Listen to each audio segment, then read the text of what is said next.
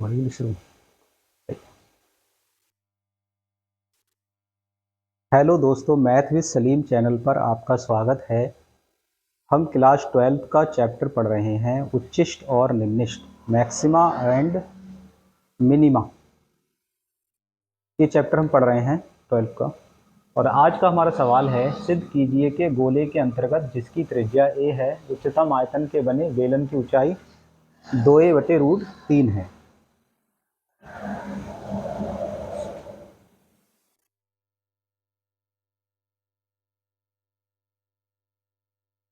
दो ए बटे रूट 3 है। चलिए इस सवाल को हल करते हैं।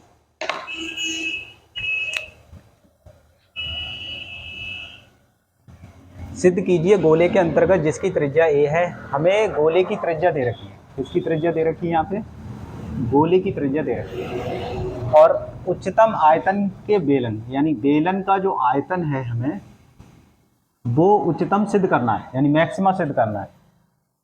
और इसकी ऊंचाई किस पर मैक्सिमा सिद्ध करना है? इस ऊंचाई पर मैक्सिमा आपको सिद्ध करना है। ये बेलन की ऊंचाई है। सिद्ध कीजिए गोले के अंतर्गत जिसकी त्रिज्या a है। एक गोला है जिसकी त्रिज्या a है, तो पहले हम गोला बना ले रहे हैं। ये हमारा हो गया आपका गोला, ये आपका गोला हो गया। और इसमें हम बना रहे हैं बेलन, तो ये हो गया आपका बेलन। ये क्या हो गया? बेलन। गोले की जो त्रिज्या है वो कितनी दे रखी है? यहाँ पे ए दे रखी है, यानी ये डिस्टेंस जो है आपकी वो ए है। गोले की त्रिज्या ए है और हमें गोले की त्रिज्या दे रखी है, बस कोई बात नहीं।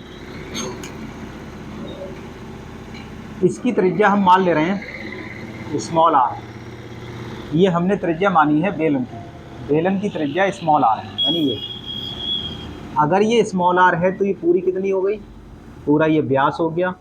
और व्यास जो होता है वो त्रिज्या का डबल होता है, यानी कंप्लीट जो हो गई वो हो गई हमारी 2r। हमने बेलन की त्रिज्या r मानी थी, लेकिन हमने यहाँ व्यास ले लिया। क्यों लिया अभी बताएंगे। और बेलन की ऊंचाई जो है वो h है, वो हमने मान ली h। ये कंप्लीट ऊंचाई यहाँ से यहाँ तक जो है बेलन की, वो h है। अब ये वाली लाइन जो है आप कंप्लीट करिए, यहाँ तक मिला लो। तो a ये हो गई और a ये हो गई, यानी a ये केंद्र है वृत्त का, तो ये त्रिज्या हो गई गोले की, और ये भी गोले की त्रिज्या, क्योंकि केंद्र से परिधि तक की दूरी ये भी त्रिज्या है और ये भी त्रिज्या है, तो ये भी हो गई a। यानी a और a मिलके कितनी हो गई यहाँ पे? ये 2a हो गई। a और a मिलकर हो गई यहाँ पर 2a। ठीक है, तो यहाँ पे हमें रिलेशन मिल जाएगा 2ah और 2r के बीच। इस वजह से हमने यहाँ 2r लिया है, क्योंकि हमें रिलेशन चाहिए, एक संबंध चाहिए जो गोले की त्रिज्या और शंकु बेलन की त्रिज्या और बेलन की ऊंचाई में हो, जिससे कि हम एक वेरिएबल को ख़त्म कर सकें। इस वजह से हमें इन तीनों में एक संबंध चाहिए होगा। उस वजह से हमने ये 2r ली है और ये हमने 2 है। चलिए आगे देखते हैं। हमने जो माना वो क्या है? हमने माना है बेलन की त्रिज्या। माना बेलन की त्रिज्या, बेलन की त्रिज्या ये हमने स्मॉल आर मानी है, स्मॉल आर। तथा ऊंचाई जो मानी है हमने बेलन की ऊंचाई, वो स्मॉल h है। तथा गोले की त्रिज्या दे रखी है आपको। गोले की त्रिज्या कितनी दे रखी है? गोले की त्रिज्या ये हमें a दे रखी है, a है, तथा गोले की त्रिज्या a है। अब इन तीनों राशियों में जो रिलेशन है वो देखते हैं। ये a मान ले रहे हैं, यहाँ a b मान ले रहे हैं, और ये c। और ये वाला कोण जो है वो 90 डिग्री का है, आप ध्यान से देखें तो ये समकोण त्रिभुज बना। और समकोण त्रिभुज में एक रूल लगता है पाइथागोरस प्रमेय का। एक कर्ण, इन तीनों में भुजाओं में एक संबंध होता है जो पाइथागोरस प्रमेय से पता लगता है। कर्ण का वर्ग बराबर लंब का वर्ग प्लस आधार का वर्ग।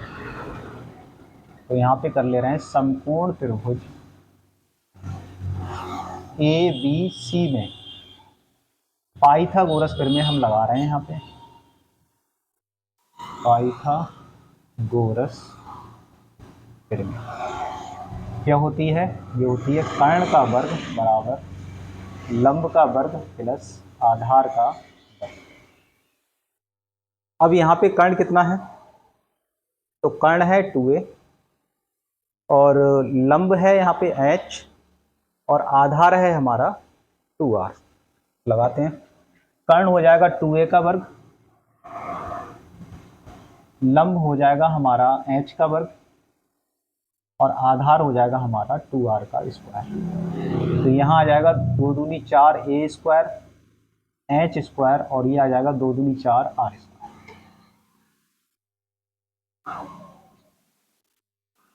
अब उच्चतम आयतन का बेलन हमें सिद्ध करना है, तो बेलन का आयतन देखते हैं। बेलन का आयतन का फार्मूला क्या है? बेलन का आयतन, तो बेलन का आयतन का फार्मूला होता है b बराबर पाई आर स्क्वायर एच। आपको नहीं पता है तो आप याद कर लें कि बेलन का जो आयतन का फार्मूला होता है वो होता है पाई आर स्क्वायर एच। यहाँ आर बेलन की त्रिज्या है ये वाली और एच बेलन की ऊंचाई है ये वाली। सवाल हल हमारा, अब यहीं से हमें आयतन उच्चतम दिखाना है, तो यहाँ पे 2 वेरिएबल हैं, एक तो है आर और एक है एच। हमारा मकसद है या तो हम आर खत्म कर लें या हम खत्म कर लें एच। अगर आप एच खत्म करेंगे यहाँ से तो आर स्क्वायर इधर लाना पड़ेगा, तो एच का मान अंडर आएगा।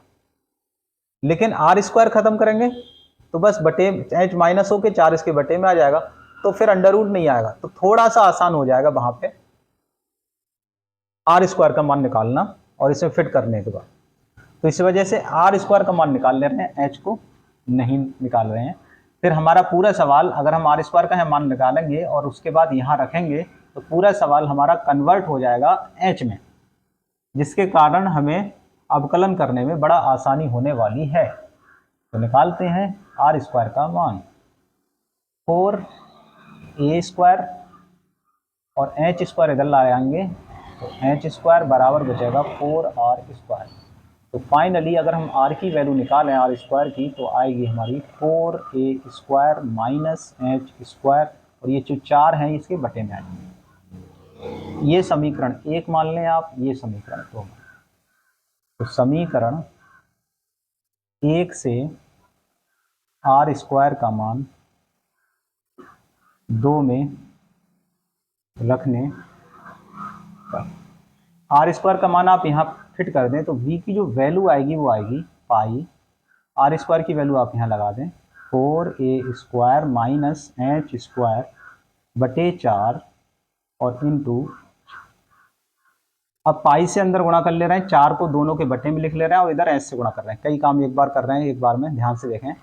पाई से हम इधर गुणा कर रहे हैं तो हो जाएगा 4 पाई a स्क्वायर, ये 4 बटे में भी ले रहे हैं तो इसके बटे में ले लें, और एच से भी गुणा कर रहे हैं तो एच यहाँ आ जाएगा। मतलब एच से गुणा करी तो ये आ गया, पाई से गुणा करी तो यहाँ आ गया, 4 बटे में ये आ गया।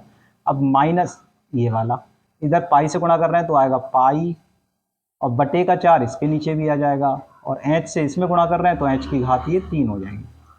तो ये हमारा इतना आया। अब हमारा केवल एक वेरिएबल बचा पूरे सवाल में, वो है एच। तो अब हम एच के रेस्पेक्ट में अवकलन इसका करेंगे। ए तो दिया हुआ है तो ए यहाँ पे कांस्टेंट माना जाएगा, क्योंकि ए दिया गया तो वो कांस्टेंट, जो हमने माना वो वेरिएबल है। तो एच यानी हमें वृत्त का दे रखी थी त्रिज्या और हमें बेलन की जो है वो वेरिएबल है। चलो फिलहाल अवकलन करते हैं इसका। तो इसका अवकलन करते हैं एच के सापेक्ष। तो एच के सापेक्ष आप कर दीजिए अवकलन। तो b का अवकलन आएगा dv बटे dh, ddh ऑफ v। हाँ, यहाँ 4 से ये 4 कैंसिल हो गए थे, ये 4 से 4 कट गए तो बचा क्या यहाँ पे पाई बचा आपका a स्क्वायर बचा और ddh कर ले रहे हैं हम इस h का, इस वाले h का। ठीक है, आगे बढ़ते हैं। पाई बटे 4 और ddh हम अवकलन करते हैं इस वाले h क्यू का, मतलब इसका। तो क्या आएगा यहाँ से पाई a स्क्वायर, एच का अवकलन 1 होता है, जैसे x का अवकलन 1 होता है तो वहाँ h का अवकलन यहाँ पे 1 होगा, और पाई इस बटे 4 और एक्स क्यू का अपकलन क्या होता है 3x²। उसी हिसाब से एच क्यू का अपकलन बताएं क्या होगा 3h²। 3 आगे आ जाएंगे, घात 1 कम बचेगी। तो क्या आया हमारा dv/dh की जो वैल्यू आई निकल के वो कुछ इस तरह आई πa² माइनस 3π/4 और h²। इसके बाद क्या करते हैं, इसके बाद लिखते हैं उच्चिष्ट और निम्निष्ट के लिए। उच्चिष्ट तथा निम्निष्ट के लिए, उच्चिष्ट और निम्निष्ट के लिए क्या वैल्यू होती है 0। dv/dh की जो वैल्यू होती है उसे हम कितना दिखाते हैं जनाब 0। dv/dh को हम 0 दिखाते हैं उच्चिष्ट और निम्निष्ट के लिए। तो ये वैल्यू आप इसमें फिट करें तो क्या रिजल्ट आएगा जरा देखते हैं। तो यहाँ आ जाएगा πa² माइनस और ये आ जाएगा 3π/4 h² बराबर 0।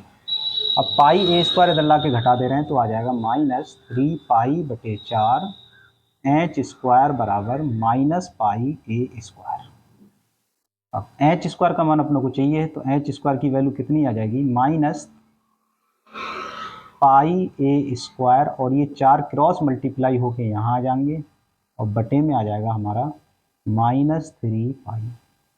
माइनस से माइनस कैंसिल हुआ, पाई ने पाई को काट लिया तो h² की जो वैल्यू आई वो आई 4a²/3। अगर हम यहाँ से h की वैल्यू निकालेंगे तो इस पे आएगा रूट 4a²/3। यहाँ वैसे प्लस माइनस का आता है लेकिन क्योंकि ऊंचाई जो है कभी माइनस में होगी नहीं, इस वजह से हमने यहाँ प्लस का ही ले लिया है। तो h की जो वैल्यू आएगी 4 का वर्गमूल 2, 1 का इस वर्गमूल a² का a, √3 का वर्गमूल ज्ञात नहीं किया जा सकता, मतलब √3 लिख दे रहे हैं 3 का वर्गमूल। अब देखें यहाँ पे ऊंचाई हमारी ये प्रूव्ड हो चुकी है ऊंचाई, बस हमें इतनी तो हमारी आ गई ऊंचाई सिद्ध हो चुकी। लेकिन अब हमें इस ऊंचाई पर कितना सिद्ध करना है, आयतन उच्चतम दिखाना है। बस कितना सिद्ध करना है आयतन उच्चतम। अगर हम आयतन उच्चतम दिखाने में कामयाब हो गए तो फिर ये हमारी ऊंचाई बिल्कुल सही है। तो किसका अपकलन दोबारा करेंगे आप, समीकरण नंबर यहाँ पे 2 तो पहले मान चुके हैं, इसे मान ले रहे हैं 3। तो यहाँ पे अब समीकरण नंबर 3 का दोबारा अपकलन करेंगे, यहाँ से इधर उतारेंगे देखेंगे। तो समीकरण 3 का h के सापेक्ष दोबारा अवकलन करने पर, दोबारा अवकलन करने पर, अवकलन करने पर, तो समीकरण जो 3 है हमारी ये है, इसका हम दोबारा अवकलन करेंगे। कैसे करेंगे देखें, डी डी एच अवकलन करेंगे हम dv/dh का, फिर बराबर डी डी एच अवकलन करेंगे हम πa² का, फिर माइनस 3π/4 यहाँ कांस्टेंट है बाहर ले लो, डी डी एच अवकलन कर लेंगे हम h² का। इसका जो अवकलन होगा वो होगा d2v/dh²। इसमें h है ही नहीं और h के रेस्पेक्ट में आप अवकलन कर रहे हैं, जब h है ही नहीं तो इसका अवकलन हो जाएगा 0 और इसका अवकलन 2 आगे आ जाएगा तो क्या हो जाएगा 3π/4 और h² का 2h, 2 से काट लें 2 दूनी 4। तो d2v/dh² जो आया हमारा वो आया माइनस 3π/2 और h, ये वैल्यू आई हमारी। अब हमें आयतन उच्चिष्ट दिखाना है तो जो h का मान आपने निकाला उस पर इसको निकालते हैं कितना आता है। h बराबर 2a/√3 पर निकालें d2v/dh², तो ये वैल्यू आएगी माइनस 3π/2 और h की वैल्यू आप यहाँ लगा दें तो ये वैल्यू आ जाएगी 2a/√3। तो क्या 2 से 2 कट गया, बिल्कुल कटा, माइनस का √3 से एक बार √3 बार कट जाएगा, √3 पाई और a आ जाएगा। ये जो वैल्यू है वो ऋणात्मक है अर्थात 0 से छोटी है। कैसी है, ऋणात्मक है, इसका मतलब है 0 से छोटी है। और 0 से छोटी या ऋणात्मक पर जो फलन होता है वो उच्चिष्ट होता है। तो यहाँ पे लिख देंगे अतः एच बराबर 2a/√3 पर हमने ये बी निकाला था, और बी किसका था? बेलन का आयतन। तो हम क्या निकाल लिया यहाँ से? बेलन का आयतन क्या है? उच्चतम है। तो यहाँ लिख दो एच बराबर 2a/√3 पर बेलन का आयतन उच्चतम है। ये हमने सिद्ध कर दिया। तो फिर हमसे पूछ रहा था कि बेलन की ऊंचाई क्या है, तो आप बताइए बेलन की ऊंचाई क्या है। आप बता सकते हैं, अब तो कोई हर्ज नहीं है। कितनी ऊंचाई? 2a/√।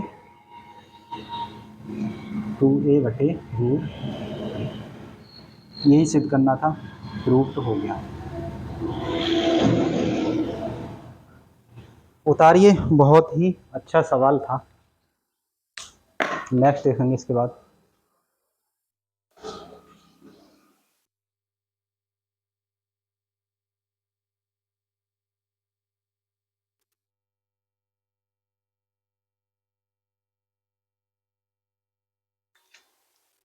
अब देखिए सवाल है कि सिद्ध कीजिए कि दिए हुए पृष्ठ और महत्तम आयतन वाले लंबवृत्तीय शंकु का अर्ध शीर्ष कोण साइन इनवर्स 1/3 है। कितना है? साइन इनवर्स 1/3 है। हल करते हैं ऐसे भी। दिए हुए पृष्ठ, पृष्ठ का मतलब यहाँ पर संपूर्ण पृष्ठ है, और महत्तम आयतन यानी आयतन को आपको उच्चतम दिखाना है, वाले लंबवृत्तीय शंकु। एक शंकु है जिसका संपूर्ण पृष्ठ दे रखा है आपको, और आयतन को उच्चतम दिखाना है। शंकु का अर्ध शीर्ष कोण यानी जो शीर्ष कोण है वो साइन इनवर्स 1/3 है। ये सवाल है। तो केवल शंकु है तो पहले हम आकृति शंकु की बना लेते हैं। तो ये हो गया हमारा शंकु इस तरह से।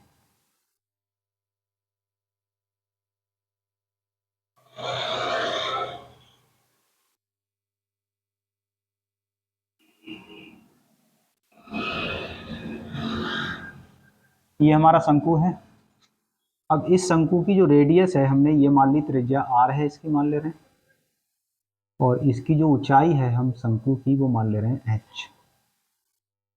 शंकु की ऊंचाई h, और ये तिर्यक ऊंचाई यानी तिरछी ऊंचाई मान ले रहे हैं हम f। ये इसका O केंद्र मान ले रहे हैं। इसकी आकृति हो गई। और ये समकोण त्रिभुज आप जानते हैं ये 90 डिग्री का कोण है। इसका नाम डाल दो A, B और C। तो माना, दिया कुछ भी नहीं है तो हम मान ले रहे हैं, सभी चीज मानना पड़ेगी। माना शंकु के आधार की त्रिज्या, शंकु के आधार की त्रिज्या ये हमने मान ली स्मॉल r, कॉमा ऊंचाई h तथा तिरछी ऊंचाई, तिरछी ऊंचाई क्या है हमारी? वो है l है। तो आप जानते हैं कि इन तीनों राशियों में l, h और r में क्या रिलेशन होता है? क्या रिलेशन होता है तीनों में? पाइथागोरस प्रमेय वही रिलेशन है इसका। कर्ण का वर्ग बराबर लंब का वर्ग प्लस आधार का वर्ग। तो यहाँ पाइथागोरस प्रमेय लिख ले रहे हैं। समकोण त्रिभुज ले लो, समकोण त्रिभुज बी सी ओ बी में, समकोण त्रिभुज सी ओ बी में पाइथागोरस प्रमेय लिख ले रहे हैं। पाइथागोरस प्रमेय तो क्या आएगा? कर्ण का वर्ग बराबर आता है यानी कि BC का वर्ग बराबर लंब OC का वर्ग आधार OB का वर्ग। कर्ण BC का वर्ग, लंब OC का वर्ग, आधार OB का वर्ग।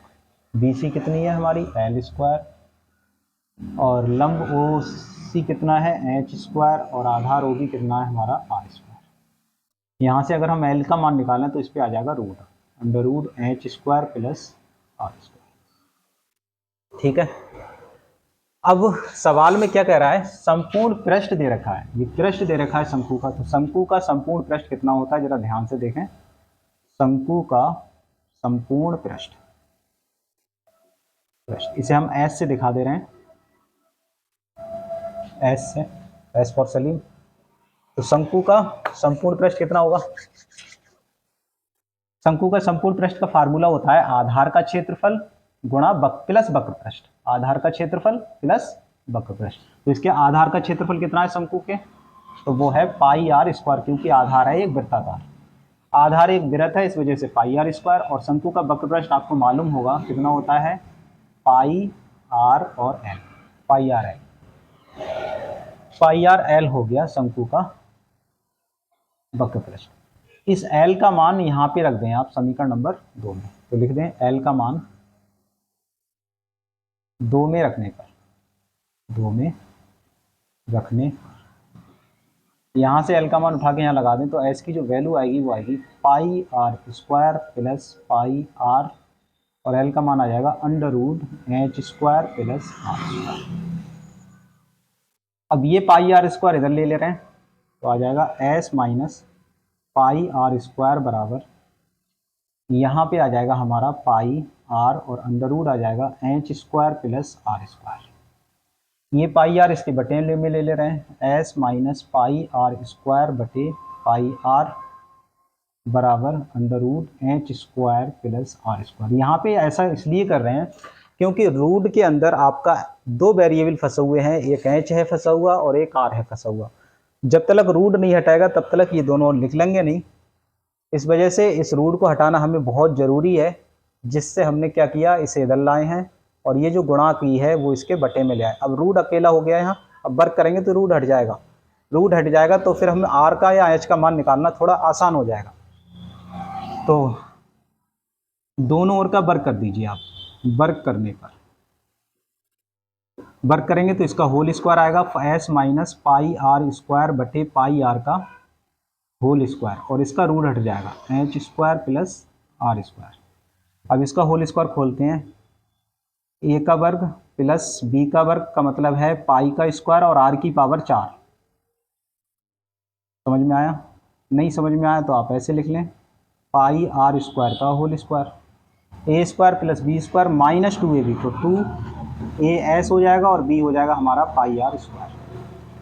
ए square plus b square minus 2ab, तो 2a और ये b हो गया, और बटे में ये पाई आर स्क्वायर, क्योंकि ऐसे बराबर आएगा हमारा H square plus are square. चलिए आगे बढ़ते हैं।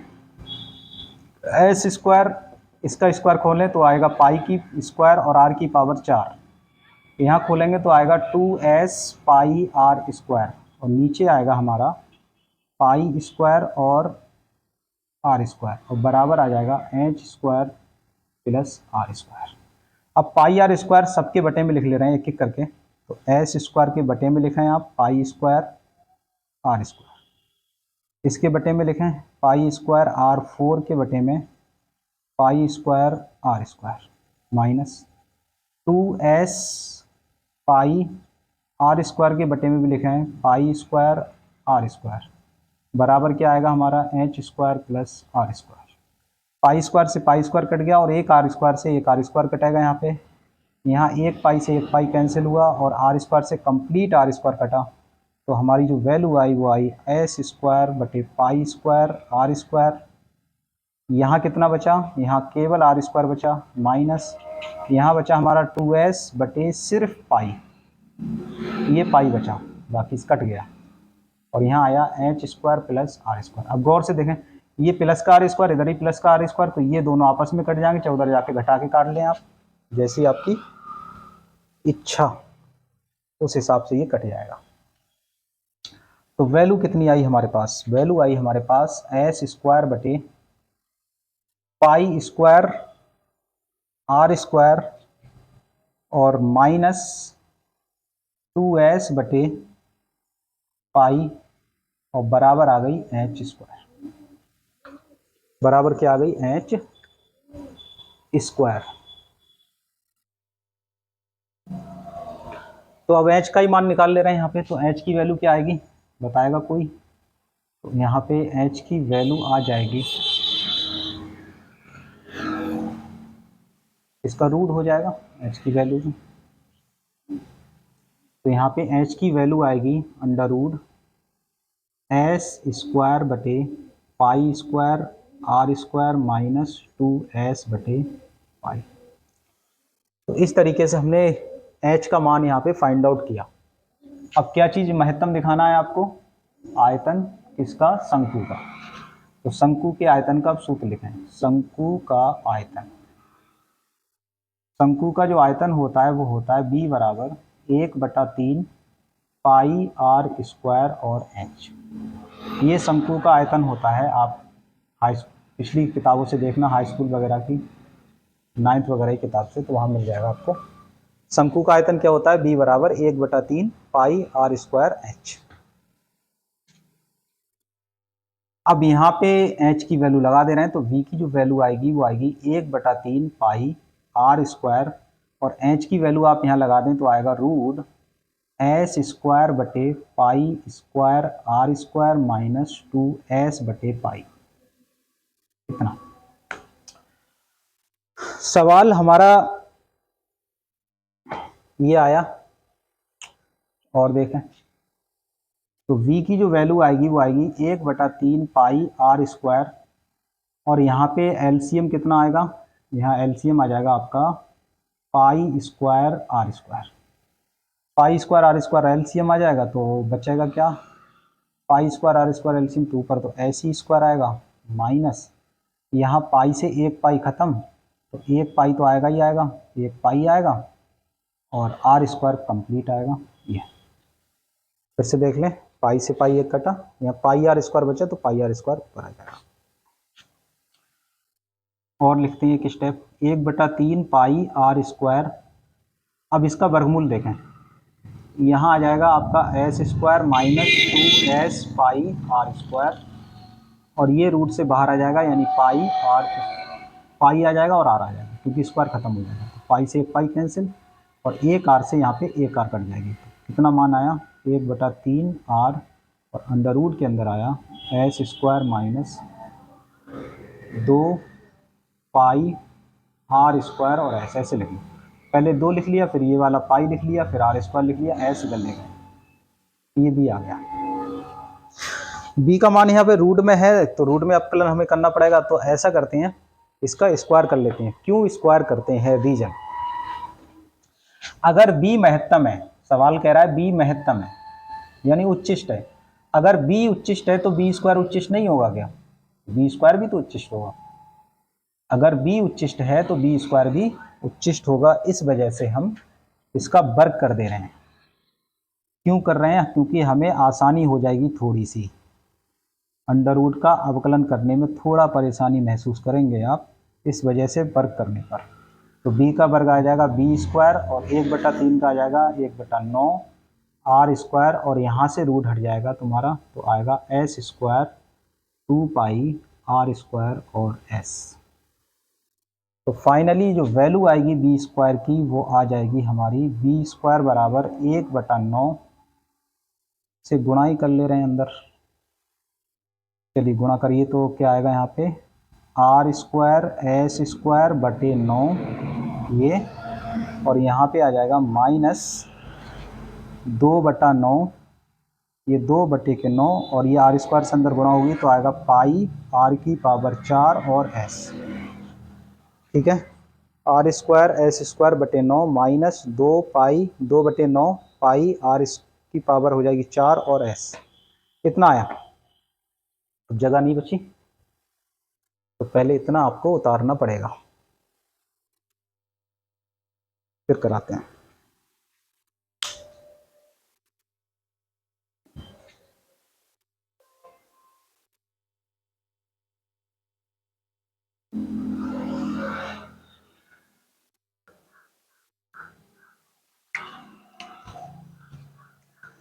चलिए अब देखते हैं, बी स्क्वायर को हम मान ले रहे हैं यू।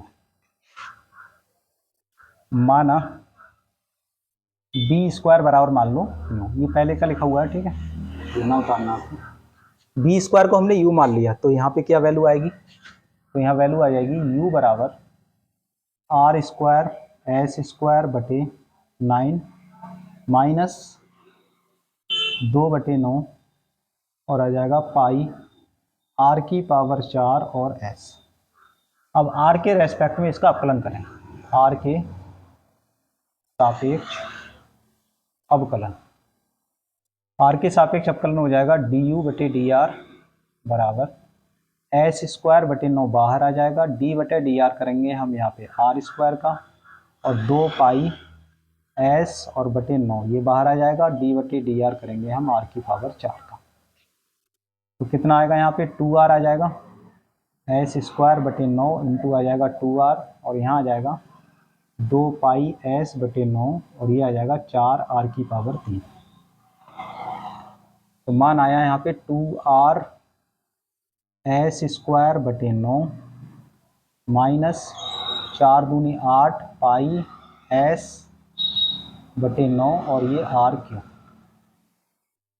ठीक है, ये आया हमारा डी यू बटे डी आर। अब फॉर मैक्सिमा एंड मिनिमा, उच्चिष्ट और निम्निष्ट के लिए क्या होता है, उच्चिष्ट तथा निम्निष्ट के लिए, उच्चिष्ट और निम्निष्ट के लिए क्या होता है बताइए। डी यू बटे डी आर को हम 0 दिखावेंगे, तो इस पूरे को 0 दिखाइए आप, तो क्या आएगा हमारा 2r एस स्क्वायर बटे 9 माइनस 8 पाई एस आर की पावर 3 बटे 9 बराबर 0। ये पार्ट इधर ले रहे हैं, तो आएगा हमारा 2r एस स्क्वायर बटे 9 बराबर 8 पाई एस आर क्यू बटे 9। देखो 9 से ये 9 कटा, 2 चौक 8 बार काट लो, एक आर से एक आर क्यू कटेगा और एक एस से एक एस, ध्यान से यहाँ पे काटेंगे। ये वाला आर इधर खत्म हो गया, तो यहाँ बचा आर स्क्वायर, यहाँ से इसे काटा तो आर स्क्वायर इधर बचा, इस एस ने इसे काटा तो यहाँ बचा केवल एस, एस बचा यहाँ। ठीक है, और यहाँ क्या बचा 4 और ये पाई, बिल्कुल ठीक है। फिर से देखें, ये आर स्क्वायर बचा यहाँ पे, एक एस ने एस काटा, एस बचा, और 2 चौक 8, हाँ सही है, और ये 4 पाई, बिल्कुल ठीक लिखा है। तो हम अब यहाँ पे क्या कर रहे हैं, आर स्क्वायर का मान निकाल ले रहे हैं, तो आर स्क्वायर का मान आ जाएगा एस बटे 4 पाई, एस बटे 4 पाई, ये हमारा आ गया, यानी आर आ गया कुल मिला के अंडर रूट एस बटे 4 पाई। ये भी बहुत इंपॉर्टेंट रिजल्ट है, इसको भी आप ध्यान रखेंगे। हमारा यहाँ आया आर बराबर एस बटे 4 पाई, 4 पाई आया, एस बटा 4 पाई। फिर से अवकलन करना पड़ेगा, यहाँ हमें इस एच की ज़रूरत पड़ेगी, तो इसको हम यहाँ लिख ले रहे हैं अलग। एच बराबर हमारा है एस स्क्वायर बटे pi, pi square are square, pi square are square minus 2s बटे पाई। ठीक है, s square pi square are square minus 2s बटे पाई, ये सब डिलीट कर रहे हैं।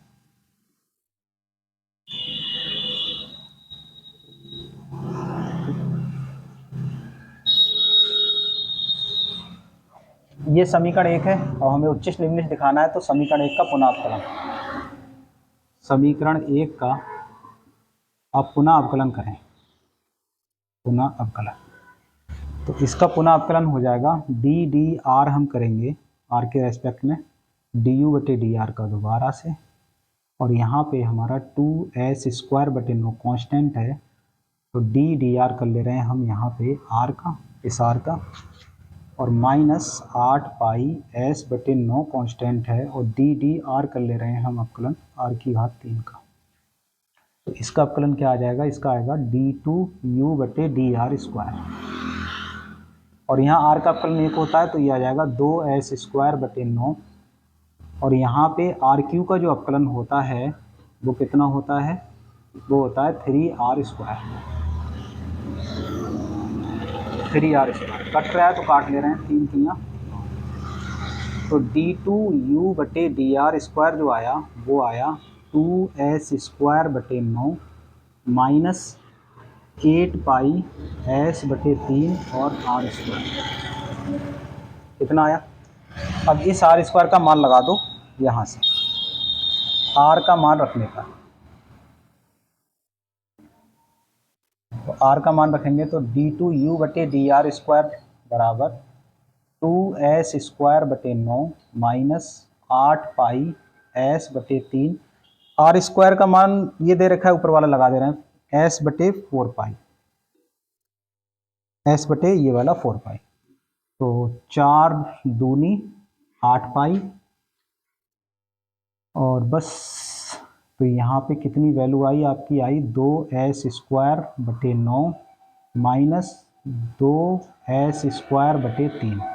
एलसीएम लेंगे आप 9, तो ये वैल्यू आ जाएगी 9 एकम 9 यानी 2s², 3 तिया 9 यानी 3 दूनी 6s²। तो इसमें से ये जब घटाएंगे तो बचेगा माइनस का 4s² बटे 9। ठीक है, और ये वैल्यू कैसी है, ये खुद कह रही है कि हम ऋणात्मक हैं, वैल्यू कह रही है कि हम ऋणात्मक हैं। अगर ये ऋणात्मक हैं तो इसका मतलब है कि r बराबर √s बटे 4 पाई पर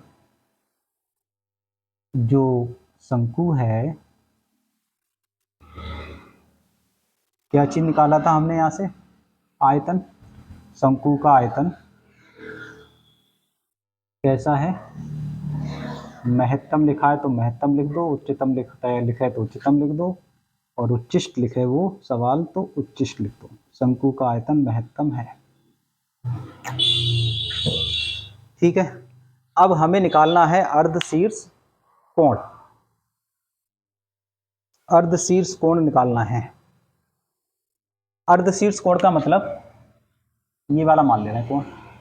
अगर ये कोण है तो आप समझ रहे हैं कि कोण वाला जो होता है वो आधार होता है, ये आधार है समकोण त्रिभुज में, ये वाला कर्ण है जो सबसे लंबी भुजा है, और ये जो सामने वाला है वो ये कर्ण है, ये आधार है, ये वाला हमारा लंब है। आधार, कर्ण और लंब। हमें मान निकालना है साइन में, तो साइन थीटा का मान क्या होता है, लंब बटे कर्ण। साइन थीटा कितना होता है, यहाँ से यहाँ देखें तो साइन थीटा की जो वैल्यू होती है वो होती है लंब बटे कर्ण, लंब बटे कर्ण। यानी लंब कितना हमारा, लंब है हमारा r, और कर्ण कितना है हमारा, वो है l। अब हमें r और l का मान निकालना है, लगाना है, r और l का मान हमें लगाना है। चलिए लगाते हैं। साइन थीटा बराबर r, l का मान आया था √r² प्लस h², आपको याद हो तो। अब आगे देखें, आगे हमें h का मान भी चाहिए, h का ही निकाल ले रहे हैं, r का तो छोड़ें, h का ही निकाल ले रहे हैं। तो यहाँ से h खत्म कर लो, r तो कट जाएगा फिर बाद में, h आप यहाँ से निकालेंगे। देखिए यहाँ रखने के लिए आप अलग h निकाल लें, हमारे पास सब जगह नहीं चीज, यहीं पे हमें करना होगा।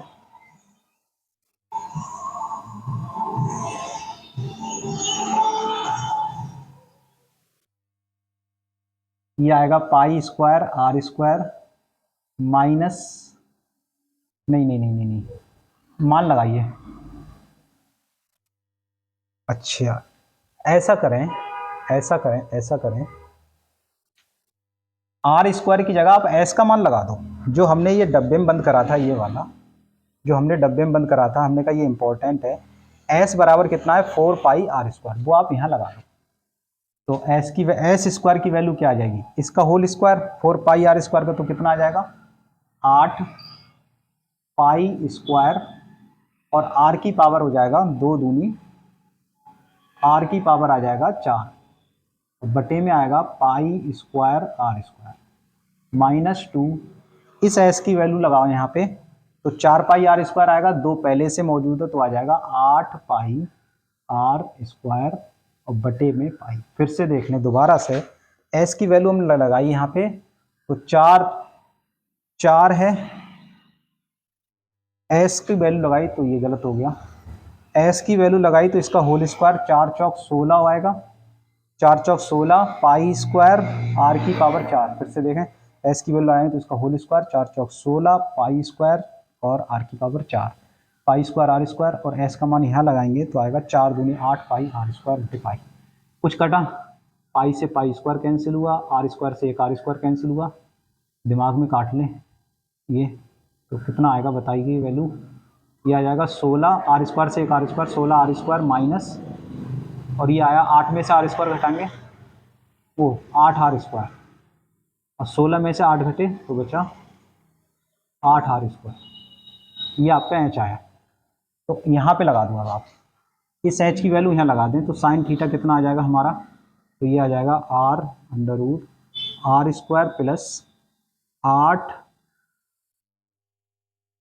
हाँ यहाँ पे हमारा एच का मान आया इतना, एच का इतना, तो एच स्क्वायर का कितना, एच का इतना है तो एच स्क्वायर कितना हो जाएगा, अंडर रूट हट जाएगा 8 आर स्क्वायर, तो यहाँ एच स्क्वायर का मान यहाँ लगा दें तो ये आ जाएगा 8 आर स्क्वायर। फिर से देखें एच का मान इतना तो स्क्वायर करके एच स्क्वायर का मान अंडर रूट हट जाएगा 8 आर स्क्वायर। तो यहाँ पे साइन थीटा कितना आया, वो आया हमारा आर बटे अंडर रूट 9 आर स्क्वायर, यानी साइन थीटा आया हमारा आर बटे 9 का वर्गमूल 3 इंटू आर, आर से आर कैंसिल हुआ, यानी साइन थीटा हमारा आया 1/3, और थीटा निकालना था तो आएगा साइन इनवर्स 1/3, यानी अर्ध शीर्ष कोण यही है जो कि हमसे सिद्ध कराना था। तो यहाँ पे आपका सवाल प्रूव्ड हो गया। बहुत ध्यान से इस सवाल को उतारेंगे आप लोग। ये जो हमने है एच का मान निकाला है, ये आप यहाँ पे जैसे यहाँ पहुँचे थे हम, यहाँ पर आप ये वाली वैल्यू यहाँ रखने के बाद फिर एच का मान यहाँ निकालेंगे इसी के सामने, और एच का मान जो इतना आएगा फिर इसे समीकरण कोई बना करके फिर इसमें फिट कर देंगे, फिर उससे नीचे ये करेंगे। ठीक है, उम्मीद करते हैं आपको बहुत बेहतर समझ में आया होगा।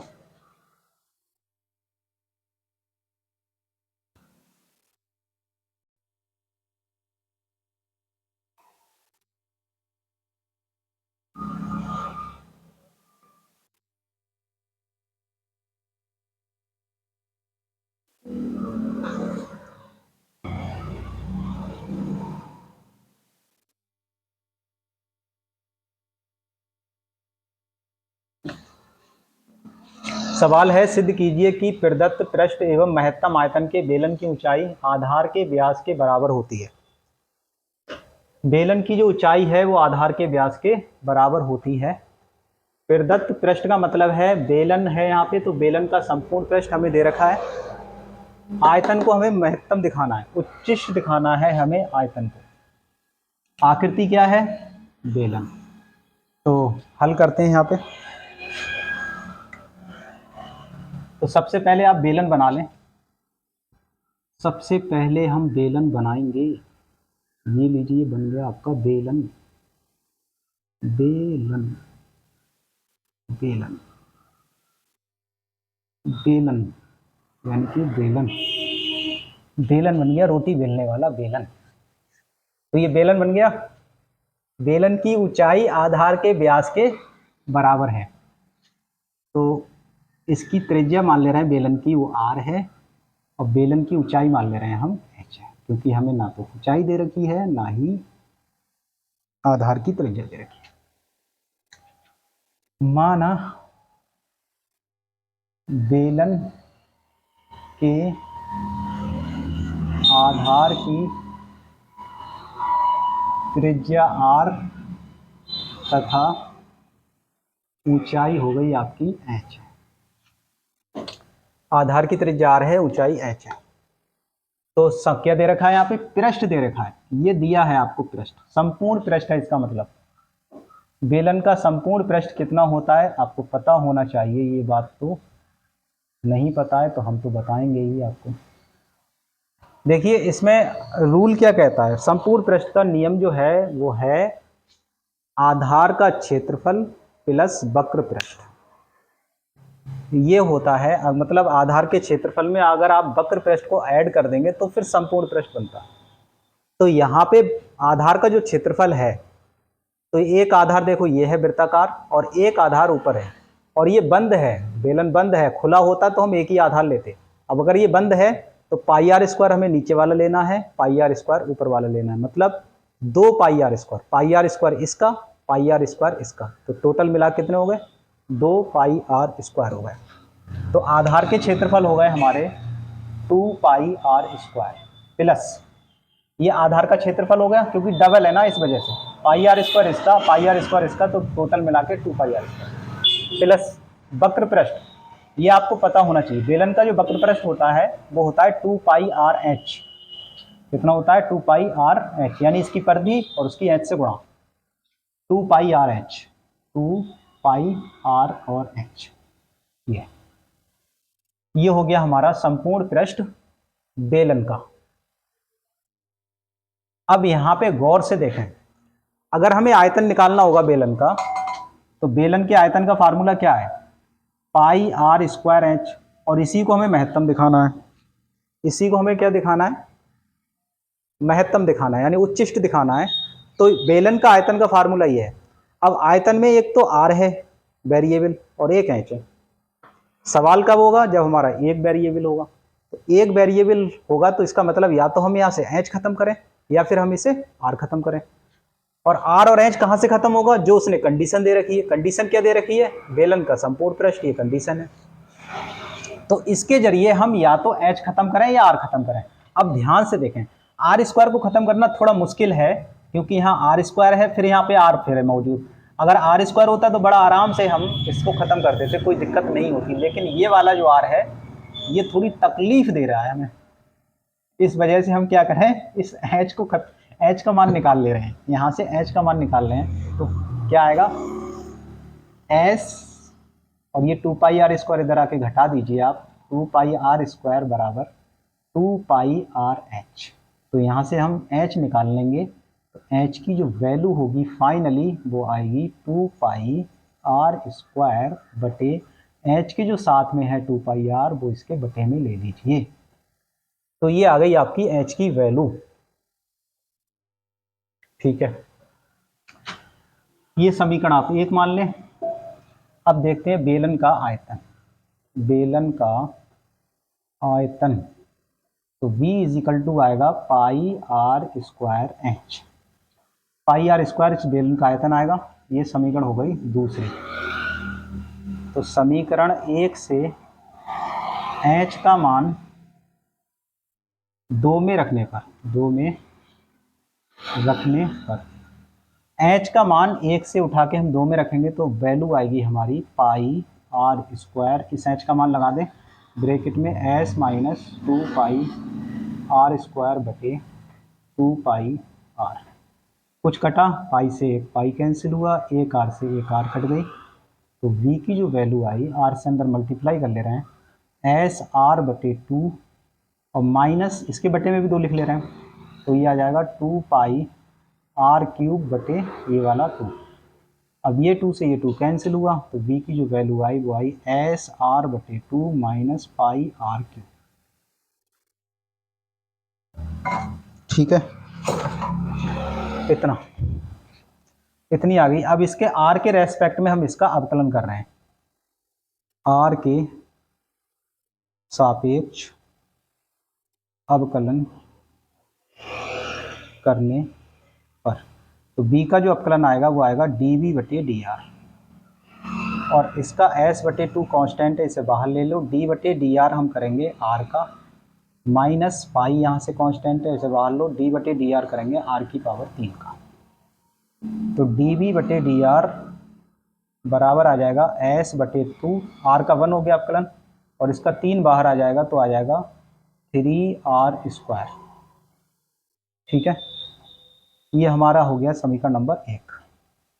उच्चिष्ट और निम्निष्ट के लिए क्या दिखाते हैं? उच्चिष्ट तथा निम्निष्ट के लिए,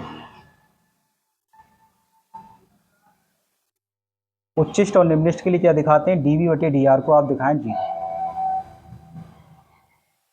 ये 0 आएगा तो इसका मतलब है, यहां कर रहे हैं इसके बाद,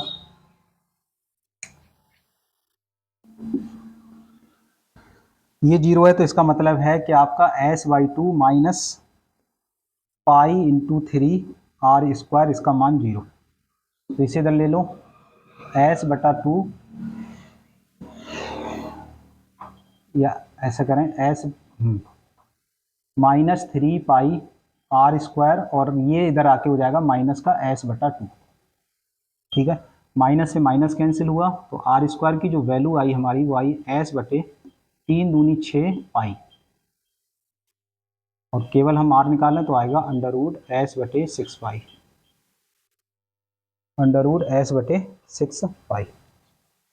अब समीकरण 1 का हम दोबारा अवकलन कर रहे हैं। समीकरण 1 का r के सापेक्ष पुनः अवकलन। समीकरण 1 का r के सापेक्ष पुनः अवकलन करेंगे तो इसका हम करेंगे d करेंगे हम dv/dr का, और d/dr हम अवकलन करेंगे s/2 का, और यहाँ से 3π कांस्टेंट है, d/dr अवकलन करेंगे हम r² का। इसका आ जाएगा d2v/dr², इसका आएगा 0, और इसका आएगा 2 आगे आ जाएगा, 2 3 6, 2 3 6π और r। अब r बराबर कितने पूछ रहा है? r बराबर हमसे पूछ रहा है √s/6π पर d2v/dr² का मान निकालें तो आएगा -6π, और r की जगह यहाँ लगा दें s/6π। अब ये काटना पीटना से तो होता रहेगा, लेकिन आपको ये देखना है बस ये ऋणात्मक है या धनात्मक। तो साफ दिख रही है वैल्यू है ऋणात्मक, और ऋणात्मक है तो इसका मतलब है कि r बराबर √s/6π पर फलन कैसा है? फलन नहीं, यहाँ पे है बेलन का आयतन। बेलन का आयतन उच्चिष्ट है, महत्तम है, महत्तम है। तो इस पर बेलन का आयतन महत्तम हो गया। फिर हमें दिखाना है कि आधार ऊंचाई जो है आधार के व्यास के बराबर है। तो पहले पता होना चाहिए ऊंचाई, और ऊंचाई दे रखी है ये, ठीक है, ऊंचाई ये दे रखी है। तो ऊंचाई में हमें s की वैल्यू लगानी है, बस इस s का मान निकालना है। तो s का मान हमें यहाँ से लगा देना है, तो ऊंचाई और r में हमें सीधा रिलेशन मिल जाएगा। तो देखो यहाँ पे है क्या, r की जो वैल्यू है वो है √s/6π।